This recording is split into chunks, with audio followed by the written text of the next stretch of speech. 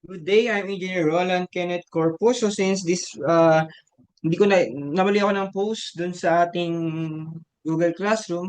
So this will be an additional for the assignment. So this will be additional sample problems. Isang sample problem lang tayo.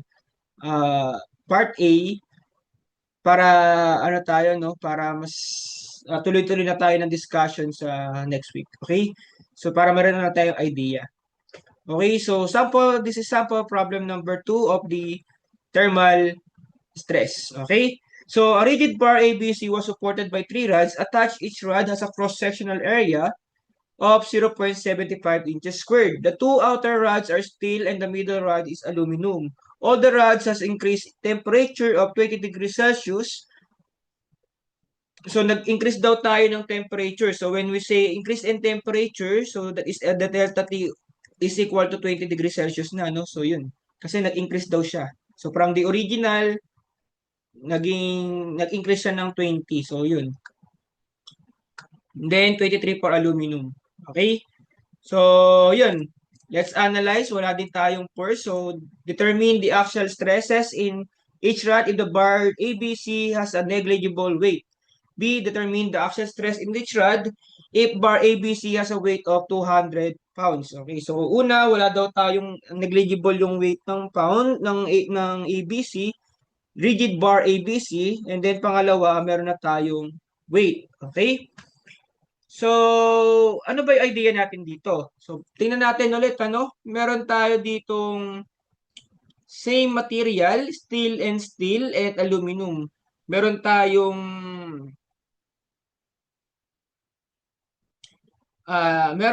uniform na symmetrical yung ating structure. Sabihin ay equal yung ating mga length. So, length A to B, B to C equal. And then, same material yung ating ends. So, sabi natin, ang ating condition, deformation ni aluminum is equal to deformation ni steel. Ano yung mga condition natin dyan? If, kapag yung ating both ends ay same material, same area, and same length, ano? And same length. So, yan yung ating consideration, ano? So, both ends ba sila? So, yes.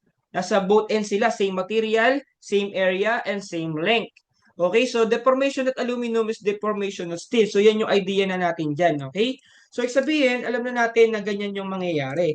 So, tingnan natin, ano ba yung mangyayari sa atin dito? So, i-analyze natin yung effect ng ating body dito. No? Alam naman natin na magiging same sila, pero explain pa rin natin paano mangyayari. Okay? So, this is our bar ABC, and meron tayong steel, aluminum, and steel.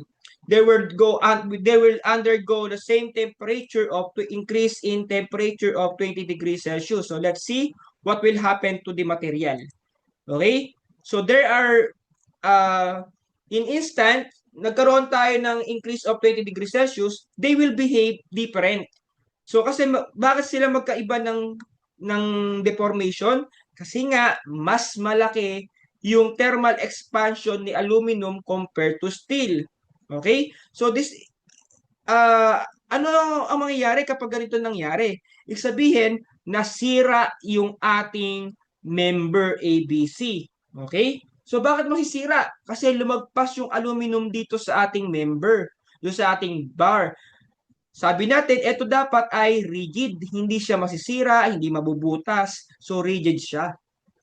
So, since ito ay yung aluminum natin, nag 20 degrees Celsius, mas malaki siya. So, ano dapat mangyari dyan? Okay, so ano yung mangyayari dyan? So, kailangan siya ngayong pumantay dito. Okay, so tingnan natin ano mangyayari. Okay, so, ito yung deformation ni aluminum and then ito yung deformation ni steel due to temperature. Mas malaki yung increase ni aluminum kasi nga mas malaki yung kanyang thermal expansion compared to steel. So, syempre, hindi ito i-allow ng ating structure. Bakit? Kasi malinaw sa atin na itong bar na yan ay rigid. So, we assuming this is a rigid, so hindi siya pwedeng lumagpas dyan. Okay? So, meron siyang boundary, meron na siya ngayong thermal stress. Okay? Uy, aluminum, masyado mo akong nilagpasan mo na ako, balik ka doon. Pantay ka kay Lastil. So, itinulak siya ngayon. Okay? Itutulak siya ngayon. So, mapapansin natin. So, napansin ba natin?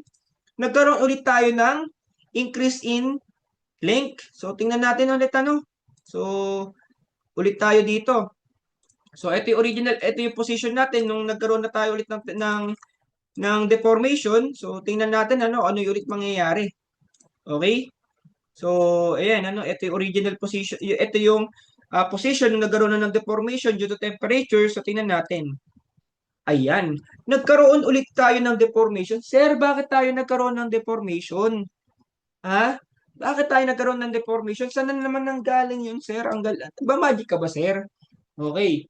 So, let's analyze. Yung kanina, ito, yan yung kanyang deformation due to temperature. So, si steel, mula dito, at ito yung kanyang dineform. So, mula dito hanggang dito, ito yung deformation ni steel. So, same lang din dito. So, aluminum naman, mula dito hanggang dito, yan yung dapat na gustong i-deform ni aluminum. So, syempre, sabi nga natin, si rigid bar ABC, kapag ganyan yung nangyari, magiging pag ganyan yung ating bar. So, hindi siya pwedeng mag-bend na ganyan. So, kailangan pumantay pa rin siya, horizontal pa rin siya. So, ang mangyayari ngayon ay i-compress ngayon si aluminum. So, syempre, kapag kinompress siya, saan manggagaling yung reaction? Sino magko-compress? Sino yung magko-compress sa kanya? So, magko-compress sa kanya ay yung bar na yan. Okay? So, babalik siya sa kanyang original shape. So, saan nanggaling yung stress, yung ano natin, yung ano natin, yung ating tension. So, bakit siya nag-elongate ulit? So, for example, eto tayo, ayan. Ganyan siya dapat magde-deform na ganyan yung ating member. So, paano siya didiretso ngayon? Paano natin siya ididiretso? Okay? So, pag diniretso natin siya, so syempre, gagalaw ito, no? So, pag ito, itong member na yan, binalik natin sa ganyan, so syempre, papalik, aangat to. So, paano pa i-explain yun? Okay?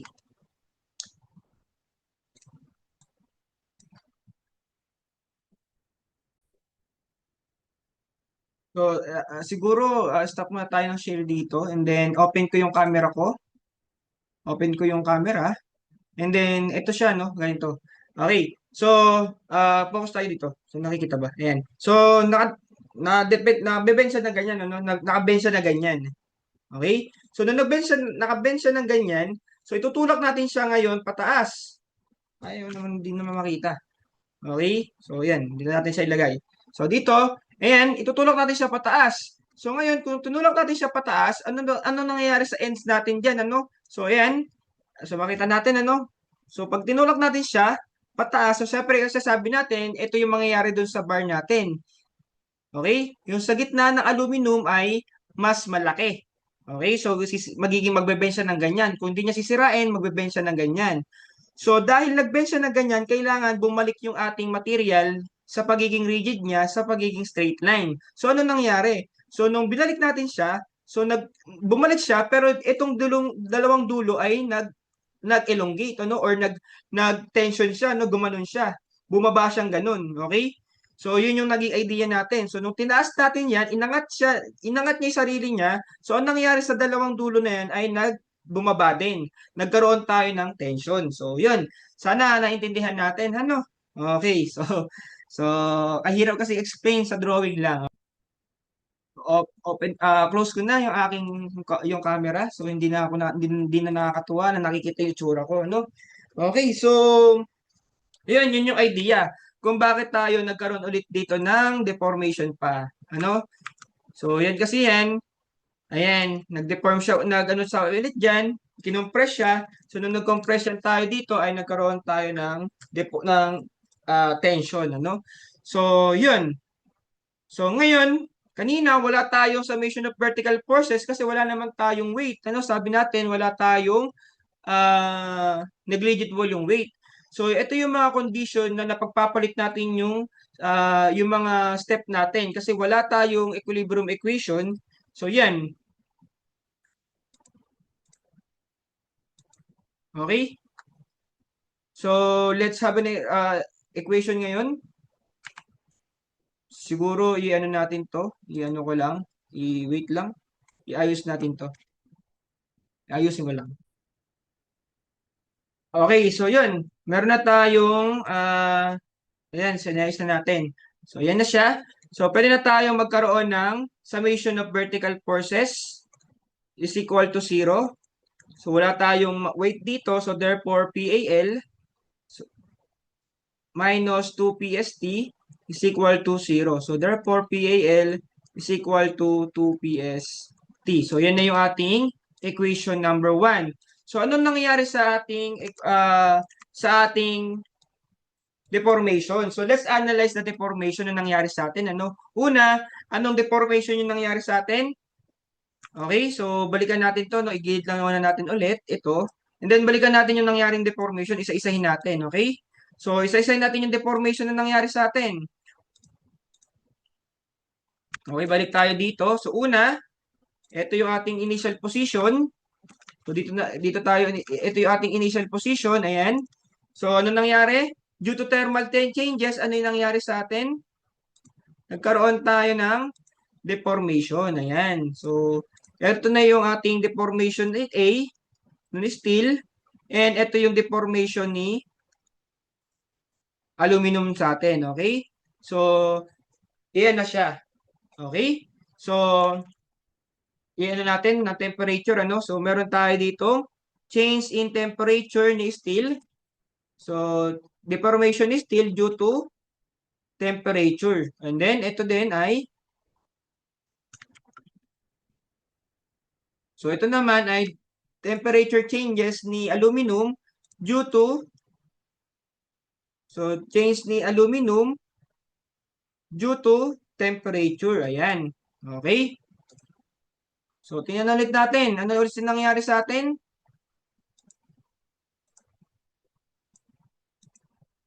Ayan, So, ano nangyari? Ibinalik siya ulit ngayon.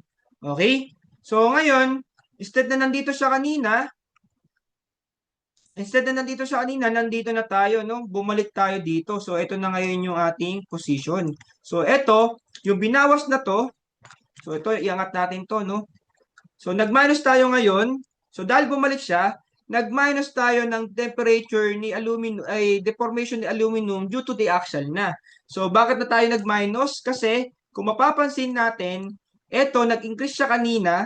So, balik tayo, no? So, gawin natin itong ibang kulay naman, para ibang kulay. Okay? So, eto, ayan, ibang kulay. Para meron tayong visualization. Okay, so let's say this is green. Okay, so pangit. Yun na lang. Pangit din. Pink. Okay, so yan. Medyo maayos-ayos. Then,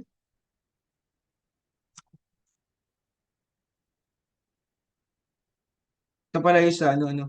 Okay, so yan. Ayan yung ating temperature. So, nung ano ulit tayo, ito na yung ating final. Ayun, ayan. Ito na yung ating final. So, hanggang dito na siya ulit. Ayan. And then, ito ay umangat, nagkaroon tayo ng pag-angat. Okay? Ng change pa rin. Okay? So, ano nangyari? So, dito, yung ating temperature ni aluminum, nagkaroon tayo ng compression, so nag-minus tayo. So, dito naman, meron tayong deformation ni steel.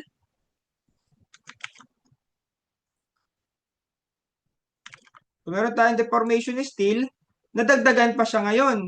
Nag-increase tayo, di ba? So, nag-increase tayo ngayon, so that is plus. Deformation ni steel, axial naman tayo. So, yan na yung ating property. So, sabi natin, total deformation kay steel is equal to total deformation ni steel is equal to total deformation ni aluminum. So, ano yung nangyari sa atin? Okay, kay steel, nagkaroon tayo ng change in temperature in thermal plus nag-deform tayo due to axial is equal to nagkaroon tayo ng change in thermal ni aluminum and then nagkaroon tayo ng compression. So, deformation due to axial, ano? Ayan, aluminum due to axial. So, ito na yung ating dalawang working condition. So, ito ang nagpapahirap sa ating topic kasi nga hindi tayo pwedeng magkaroon ng compatibility equation na hindi natin ina-analyze yung problem. So, obligado tayo mag-analyze ng problem para lang tayo ay maka-create ng compatibility equation. So, ganyan kakomplikado. Kaya this is the topic na pinakamahirap sa mechanics of deformable bodies, yung ating axial deformation, indeterminate structure, saka thermal strain. Kasi nga, ito yung may mga mag-iisip ka, mag-analyze ka dun sa pangyayari. Okay? So now, kunin muna natin yung mga temperature changes natin. Ano? So, lista ko lang yung ating mga link. Yung ating mga data, lista lang natin. So, lista muna natin. Ano? So, sabi natin, meron daw tayong length na 2.5. Meron tayong length na 2.5. Then, area is 0.75. Then, 20 degree yung ating temperature changes. And then, meron tayong 11.7 and then 23. Okay? So, wala tayong modulus of elasticity. So, ang gagamitin natin dyan ay 30 KSI saka 11 KSI. Ano? So, ay 11 times 10 raised to 6 PSI and 30. So, yung nakaraan natin dito, yung same problem natin. So, 30 and 11. Okay? So, yun. Ang length natin ay 2.5. And area ay 0.75. Tama ba? Area ay 0.75.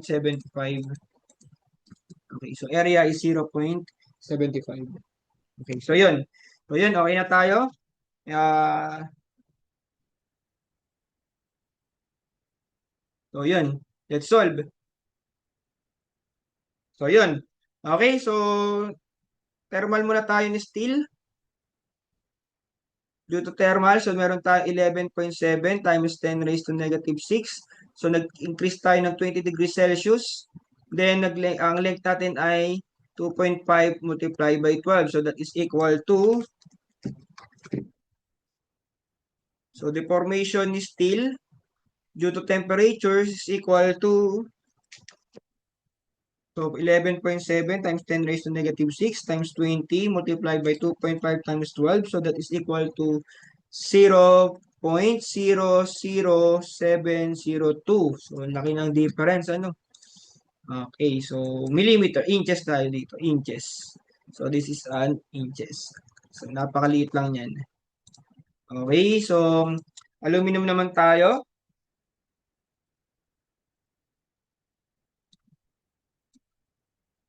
So aluminum naman ay due to temperature, so that is equal to 23 times 10 raised to negative 6. Yung length natin ay 2.5 multiplied by 12 multiplied by increase of 20. So that is equal to change in temperature ni aluminum. So that is equal to 23 times 10 raised to negative 6. 2.5 times 12 multiplied by 20. So that is equal to 0.0138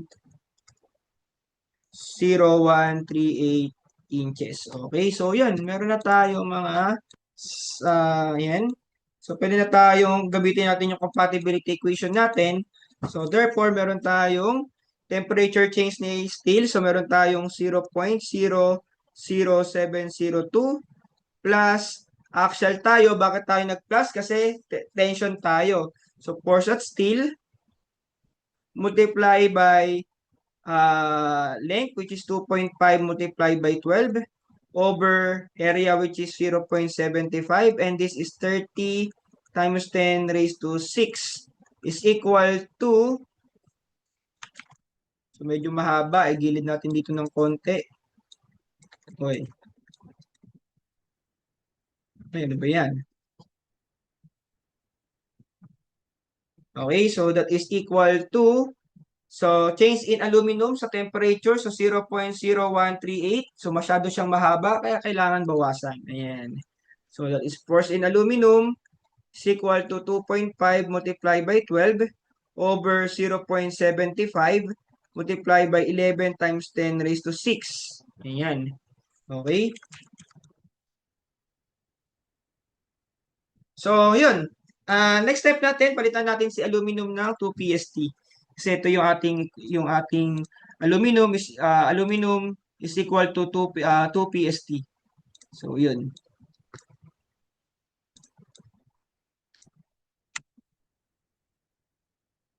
So, this is equal to 2PST. So, therefore, 0.00702 plus x multiplied by 2.5 times 12 over 0.75 multiplied by 30 times 10 raised to 6 is equal to 0.0138 minus 2x multiplied by 2.5 times 12 over 0.75, 11 times 10 raised to 6. So therefore, ang ating force at steel is equal to 7.8117 pounds. And then for aluminum, so that is equal to 2 PST, so that is 2x, so that is equal to 1575.633 or 634 pounds. Ayan. Okay? So, yan na yung ating final answer. So, yung ating stress kay steel is equal to 7.787 over 0.75. So, that is equal to 1050.42 pounds. And then, stress natin kay aluminum, so that is equal to 2x over 0.75. So, that is equal to 2,100 pounds. Okay? So, yun. Yun na yung ating final answer. So, that's it. And thank you guys. And tuloy na lang natin yung part 2 nito and then yung ating last example problem sa next week. Okay? So, thank you guys and God bless.